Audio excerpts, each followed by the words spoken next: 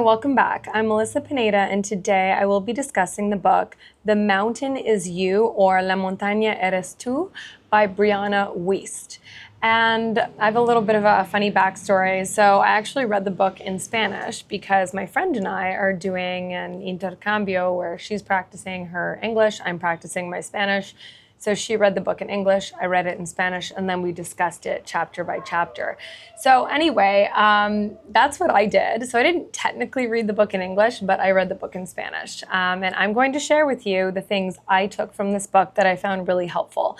But before I do, if there's anything today that you find interesting or that you like, please like and subscribe if you haven't already.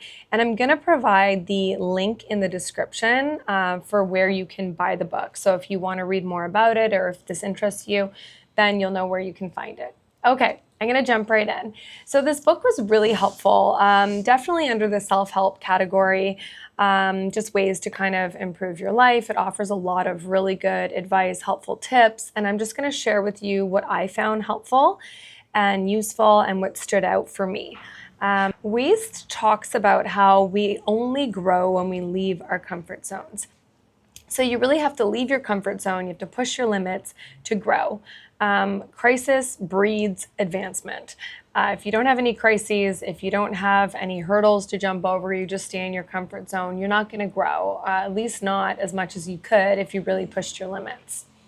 The mountain that she talks about, La Montaña Eres Tú, the mountain is you, is your personal growth and your challenge. So she's saying that you might or you might not know what your mountain is. I mean, I have a feeling you probably know what your main challenge or challenges are, or hurdles in life. So you probably have an idea what your mountain is. She talks about how if nothing breaks, nothing will grow. So you need to break a bit in order to grow. She talks about how you need to start analyzing and questioning your pre-existing beliefs. For instance, you can look at, like if you have a problem with money, if you struggle with money and finances and you're always in the hole every month and you don't know what you're doing wrong, you really have to look back at, how did your parents look at money? What did they do? Or how are ways that you deal with negative emotions? Are they positive? Or do you deal in negative ways with negative emotions? You have to really question what your beliefs are and why you have them. And it seems to me while reading this book that a lot of it, in her opinion, stems back to childhood. And maybe she's right. I mean, in my personal opinion, you should really only go back into your childhood and into your memories if it's going to be helpful for you. The author talks about how there is a natural resistance to the unknown, which makes perfect sense because this signifies a loss of control, and no one wants to feel like they're not in control.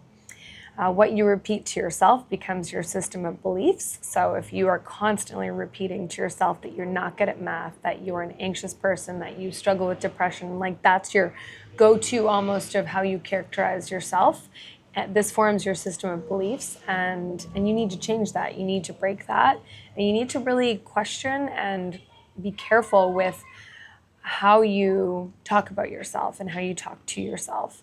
So especially I find if you have kids, because this greatly impacts them and they learn from watching you. And so I know personally I've always said that I'm not good at math. Like I'm fine at math, but not great at it. And so I kind of caught myself over the years saying, I'm just not that great at math, almost like to protect myself. And then I caught myself saying this in front of my kids. And I thought, well, this isn't going to be beneficial at all. It's like going to be a circle, where I say I'm not good at math. It gives them the excuse of, saying that as well. And it's not helpful and it's not true, right? Like you have to change the narrative. You're not good at something yet. Because if it's something you want to be good at, you'll be good at it. You can do this. So the author also talks a lot about self-sabotage, people not wanting to feel vulnerable and, preferring the known to the unknown, of course. She talks about how there's no growth without vulnerability. So we have to be vulnerable and able to grow. I've heard a lot of quote unquote self-help authors say this, but she says that it's really important to say, I love you to yourself. And it seems like goofy, but I've heard this before. You should look in the mirror every day, every morning, and start off the day with positive comments to yourself, and one of which being, I love you. I love you, I'm sorry, please forgive me, I love you. I've heard this stuff before, but this is another book that talks about the importance of that. And the author talks about how most people don't change their lives because they won't accept the uncomfortable and the vulnerable, because it's hard, right? Nobody wants to do that. If change is hard, most people aren't going to do it.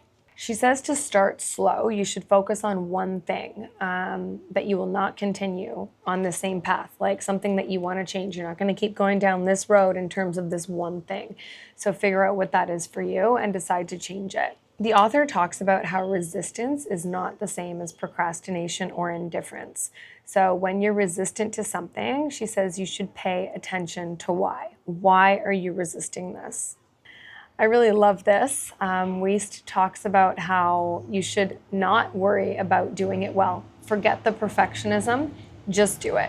Just do what you want to do, and done is better than perfect. I have a feeling you've heard this before, but it is so true. Done is better than perfect. So forget the perfectionism and just do it. I'm not going to go over it here, but the author goes over different negative feelings that we have and talks about the why behind it and how you can change it. So for instance, feelings of judgment, not bad. I don't like saying bad and good. I mean, she's kind of saying bad and good. I would say comfortable and uncomfortable feelings. So she talks about uncomfortable feelings like guilt, like judgment, fear of failure, things like that. And she talks about how you can overcome these things and why you have it too. And it's important to kind of understand. You don't have to, go too much into that. There's no point in, dwelling on or living in the past in that sense, I don't think. But it's important to understand it just so you can then kind of understand how you can make these changes too. The author talks about how it's really important to stay away from people that drag you down. Stay away from negative people. Surround yourself with people that you choose, people that share the same morals and values as you do and that are positive and that lift you up instead of pull you down. The author talks about how you shouldn't be scared of an emotion that you have, even if it's negative or uncomfortable. You need to really look at why, examine why you feel this way. Why are you feeling resistant to X? And then give it space. Just acknowledge that you feel this way and that it's not good or bad. It's just it is the way it is. This is how you feel, and then kind of decide what you're going to do about it. Wiest talks about how it's really important to take action before you have the desire to do it. If you wait until all the conditions are right for you to take action, it's probably not going to happen. I really like this part that she talks about anger, and she says that anger is transformative. And a lot of people think, if you get angry, it's a very negative, emotion, a negative thing. But this author is saying that it simply tells us something. Anger tells us that we need something to change. It's an impetus to change. We need to listen to our emotions. Anger tells us what our limits are. Now, of course, it completely depends, how do we act based on the emotion, feeling of anger, right? I always say to my kids, all of your emotions and feelings are valid, but it depends how you act. Maybe your actions were not correct, but your feelings are always valid. And it's funny, it's my thoughts go in two different directions when I read this book. Half of my thoughts go to my kids and how this is very important for them to learn young. But I think that's because I learned a lot of this stuff later in life. So, the other half of me is thinking, if I only knew this sooner. And you know what? Maybe some of you listening to this, it can help you. Maybe you'll know some of it. Maybe there'll be some helpful tips in some of the things that I'm saying and in this book. I found it really, really useful. It kind of restated a lot of the things that I already knew, but only because I've been down this path with self-help books, with just this way of kind of sitting with your emotion. A lot of CBT, cognitive behavioral therapy, promotes this as well. Wiest talks about how daily habits have a huge impact. She just gives an example in terms of finances. So say you spend $8 at Starbucks on a drink once in a while, it's not going to significantly impact your finances. But if it's every single day over 50 years, that's a huge impact on your finances. So that's just like a more of like a tangible example on how daily habits have a big impact. But that's, you know, the way you eat, what you put in your mind, the people you surround yourself with, all of that stuff. Well, I'm going to leave it there. This book I found very helpful, very interesting. There's a lot more in there. I just kind of pulled some of the things that came to mind and that I found really interesting. The author is very motivational. She talks about, you know, if you want to change the world, you have to start with your life first.